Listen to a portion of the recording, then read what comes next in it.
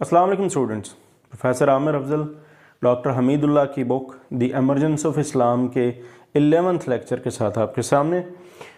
ये 11th lecture जो है ये है रेवेन्यू एंड कैलेंडर पे। याद रहे कि हम लोग इससे पहले 10 लेक्चर डिस्कस कर चुके हैं और ये डॉक्टर हमीदुल्लाह ने हजूर पाक सल्लल्लाहु अलैहि वसल्लम की ज़िंदगी, सीरत, उसके बाद कुरान व हदीस और खुलफाए राशिदीन की ज़िंदगी और इस्लामिक थॉट पे उनके ये 12 लेक्चर्स की एक सीरीज़ है। आज का जो लेक्चर है जिसको हम एनालाइज करने जा रहे हैं ये है इस्लामिक जो स्टेट थी सबसे पहली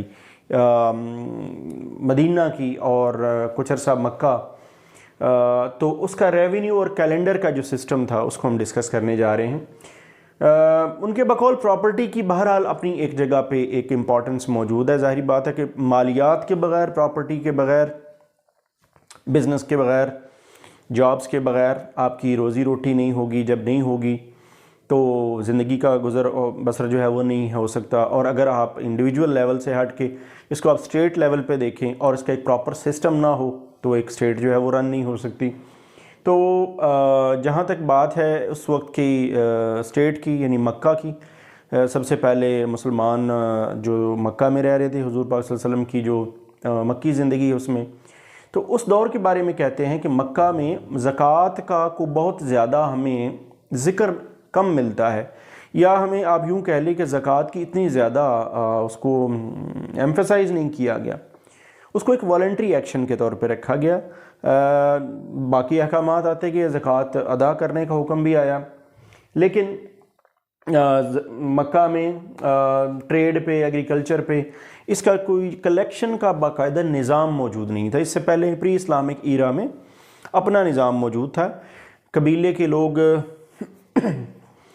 एक टैक्स कलेक्ट करते थे इससे पहले, जो कि कुछ ज़रूरतमंदों पर ख़र्च होता था, कुछ मुसाफिरों पर ख़र्च होता था, जो खाना काबा का तवाफ़ ये यहाँ पे आते थे, हज करने के लिए आते थे, तो उससे पहले उन लोगों के ऊपर ख़र्च होता था। लेकिन एक बाकायदा सिस्टमेटिकली इस्लामी तालीमात के मुताबिक जो एक सिस्टम था ज़कात कलेक्ट करने का और ख़र्च करने का, वो निज़ाम मौजूद नहीं था।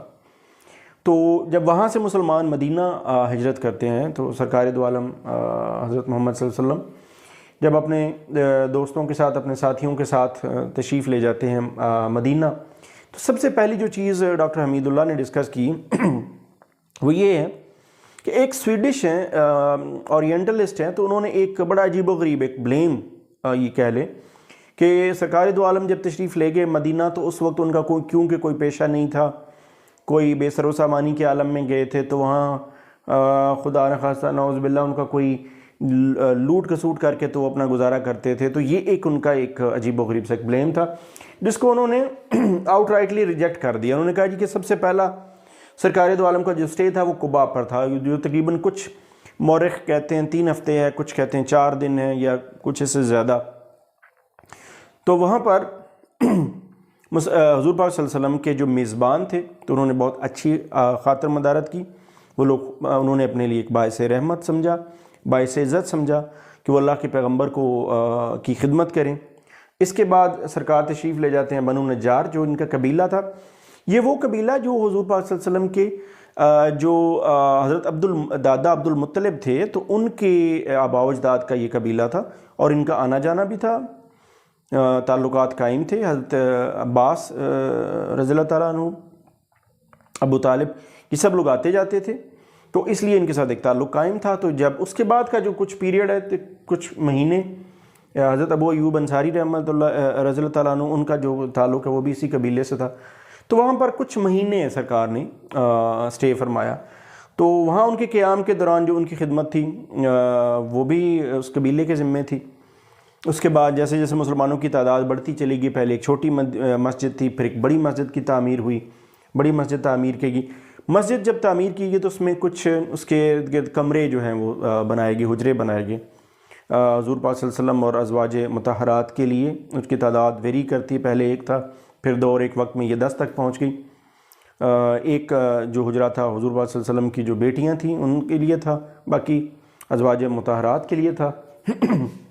तो ये और उस वक्त जो उनकी गुज़र और बसर होती थी وہ بھی اس وقت کچھ جو صحابی تھے اس وقت کے، تو انہوں نے ایک سرکار دو عالم کے لیے اپنی اپنی کھجوروں کے مختلف روایات ہیں، کھجوروں کے باغات کا ایک حصہ، کچھ نے اپنے مویشی جو تھے بکریاں، اونٹ، ان کا ایک حصہ سرکار دو عالم کو دیا، اور وہ پھر یہ سلسلہ چلتا رہا، تو اس طرح ان کی جو زندگی ہے وہ چلتی گئی اور گزر بسر ہوتی چلے گی۔ ایک چیز بڑی اس میں نوٹ کرنے والی ہے، وہ یہ کہ زکوٰۃ ایک ایسا رقم ہے، یہ ایک ایسی آپ کہہ لیں کہ پیسہ ہے کہ جو حضور پاک صلی اللہ علیہ وسلم کی ذات پر اور ان کی فیملی پر خرچ نہیں ہو سکتا۔ آپ نذرانہ دے سکتے ہیں، ہدیہ پیش کر سکتے ہیں، بٹ زکوٰۃ کی رقم ان پر خرچ نہیں ہو سکتی۔ اس سے ہم اگر آگے چلتے ہیں تو جب ہم جیسے جیسے مدینہ کی ریاست جو ہے وہ بہتر ہوتی چلی گئی، ایکسپینڈ کرتی چلی گئی، مسلمانوں کی تعداد بڑھتی چلی گئی، جنگیں ہوئیں، جنگوں سے مال غنیمت ملا، مال غنیمت جو ہے وہ اس کو تقسیم کرنے کا ایک پورا سسٹم ہم اس سے پہلے ڈسکس کر چکے ہیں۔ زکوٰۃ کو پہلی بار مختلف کموڈیٹیز پہ، مختلف جو اجناس تھیں یا مختلف جو چیزیں تھیں اس پر اس کا نصاب بنایا گیا، پیسوں پہ الگ، پیسوں پہ، گولڈ سلور پہ یعنی سونے اور چاندی پہ اس کا 2.5% رکھا گیا، زراعت پہ اس کا 10% رکھا گیا، اور یہ جو زکوٰۃ تھی یہ کلیکٹ کی جاتی تھی، اور پھر اس کے جو مصرف تھے وہ غریبوں اور مساکین پر یہ خرچ کی جاتی تھی۔ زکوٰۃ کے بارے میں جو حکم ہے وہ سورہ توبہ میں ہے، اور اس میں باقاعدہ بتایا گیا زکوٰۃ وصولی کا، اور اس کے بعد یہ بھی بتایا گیا کہ زکوٰۃ کن پر خرچ کی جائے گی۔ اس میں غربا، مساکین ہیں، اس میں عاملین ہیں، ان کے آگے کیٹیگریز کچھ بنائی گئی ہیں، یعنی غریب، مسکین، غریب جو جینون نیڈی ہیں، اس پہ بڑی لمبی انہوں نے بحث کی ہے۔ مساکین پہ کچھ روایات الگ سے ہیں، غریبوں کی جو کیٹیگری الگ سے ہے۔ اسی طرح عاملین ہیں، عاملین میں وہ لوگ ہیں، ایک کیٹیگریز ہیں کچھ ایسی، جیسے آپ پیسہ دے کے تو کچھ غلام چھڑواتے ہیں، یا آپ پیسہ دے کے تو کچھ ایسے لوگوں کو آپ پیسہ دیتے ہیں جو اسلام کی ترویج میں آپ کی مدد کرتے ہیں، کچھ آپ اس طرح لوگوں کی مدد کرتے ہیں کہ جس سے وہ اسلام کی طرف راغب ہوتے ہیں یا اسلام قبول کرتے ہیں۔ تو یہ ایک مصرف یہ بھی تھا اسلام کی ترویج کے لیے، غلاموں کو آزاد کروانے کے لیے، اور اسلامی جو مملکت ہے اس کو محفوظ رکھنے کے لیے۔ اس کے بعد پھر وہ ان لوگوں پر اس کا پیسہ خرچ ہوتا تھا، حکم ہوا جو لوگ قرض دار تھے، قرض نہیں دے سکتے تھے، فدیہ نہیں دے سکتے تھے، بعض اوقات کوئی اگر ان سے کوئی ظلم زیادتی ہو جاتی تھی سہون۔ اسی طرح کچھ ایسے جو خوشحال لوگ ہوتے تھے لیکن وہ اپنی کسی آفت کی وجہ سے، کسی بدقسمتی کی وجہ سے ان کا کاروبار تباہ ہو جاتا تھا، تو زکوٰۃ سے ان کی مدد کی جاتی تھی۔ اسی طرح فوج پہ پیسہ لگایا جاتا تھا، فوجیوں کی ضرورت ہوتی تھی، ساز و سامان تھا، گھوڑے، ہتھیار، ان سب کی تیاری پہ اس کی جو ہے وہ لگایا جاتا تھا۔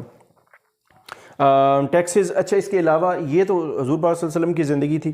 اگر ہم آگے چلتے ہیں خلفائے راشدین کے دور میں، تو اس میں باقاعدہ ٹیکس کلیکشن کا ایک سسٹم بنایا گیا، اور حضرت عثمان رضی اللہ تعالیٰ عنہ کے دور میں تو باقاعدہ جو نان مسلمز ہوتے تھے تو ان سے زکوٰۃ کی وصولی نہیں ہوتی تھی، ان سے باقاعدہ ایک ٹیکس جزیہ کی شکل میں یا اور کسی شکل میں تو ان سے ریسیو کیا جاتا تھا، اور وہ انہی کی عبادت گاہوں پہ اور ان کی جو پاپولیشن تھی اس کے اوپر خرچ کیا جاتا تھا۔ دو سوال اس میں اب باقی رہ گئے۔ ایک سوال بڑا امپورٹنٹ ہے، وہ یہ کہ کیا غیر مسلم کو زکوٰۃ دی جا سکتی ہے؟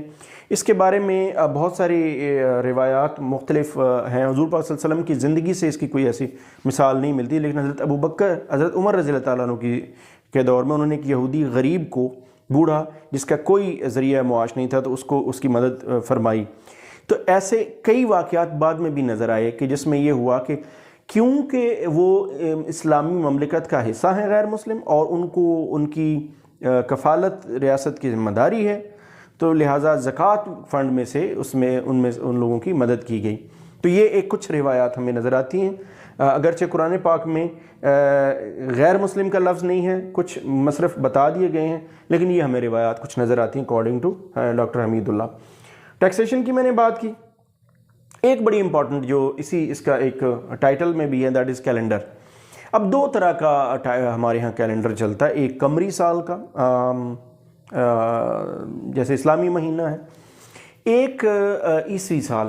اب قمری سال اور عیسوی سال میں فرق کیا ہے کہ اگر آپ قمری سال جو ہے وہ 354 یا 355 دنوں کا ہے، جبکہ عیسوی سال جو ہے وہ 364 یا 65 دنوں کا ہے۔ اب اگر اس طرح سے اس کو کیلکولیٹ انہوں نے اس طرح سے کیا، انہوں نے بتایا کہ اگر آپ قمری سال کو اڈاپٹ کرتے ہیں، کیلنڈر وہ اڈاپٹ کرتے ہیں، تو آپ کو ایک اس میں مہینے جو ہیں وہ 29 30 28 دنوں کے بھی ہیں، 29 دنوں کے بھی ہیں، زیادہ 29 دنوں کے ہیں. تو اس سے یہ فرق پڑتا ہے کہ آپ کو ایک ایکسٹرا منتھ آپ کو ریونیو کلیکشن کے لیے مل جاتا ہے. اس کی انہوں نے ضرورت کیوں بتائی؟ انہوں نے کہا کہ آپ کو قمری کیلنڈر کیوں اڈاپٹ کرنا چاہیے اکارڈنگ ٹو ڈاکٹر حمید اللہ، کہ عیسوی کیلنڈر کے اڈاپٹ کرنے سے آپ کے مہینے بڑے ہیں. جو مملکت ہوتی ہے یا جو اسٹیٹ ہوتی ہے تو وہ بعض اوقات جب بجٹ اناؤنس کرتی ہے، آج کی ماڈرن اسٹیٹس میں بھی یہی ہے، جب بجٹ اناؤنس کیا جاتا ہے تو آخری 1-2 ماہ ایسے بچ جاتے ہیں کہ جس میں وہ پیسے ختم ہو جاتے ہیں، تو قرض لے کے یا کسی اور طریقے سے بڑی مشکل سے گزارا ہوتا ہے. تو انہوں نے کہا کہ پھر آپ یوں کریں کہ اس کی کلیکشن کے آپ منتھس جو ہیں یا کلیکشن کے جو آپ آئٹمز ہیں وہ علیحدہ علیحدہ کر دیں. مثلا زراعت کا کوئی ایک ماہ مقرر کر دیں، اسی طرح آپ گولڈ کا اس ماہ میں اکٹھا کر لیں، سلور کا اس ماہ میں اکٹھا کر لیں.